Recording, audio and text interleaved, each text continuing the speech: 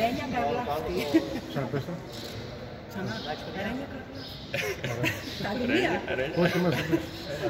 Η οποία γιορτάζει σήμερα. Χρόνια πολλά.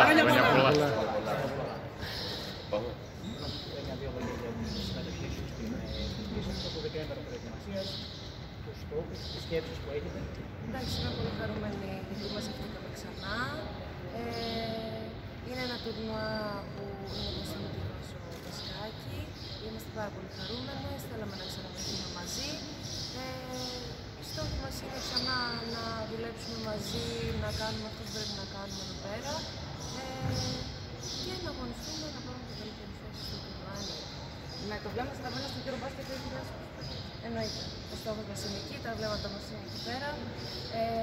Είναι πάρα πολύ καλή ευκαιρία και για το ελληνικό μπάσκετ και το γυναικείο και για όλους που διοργανώνουν τη χώρα.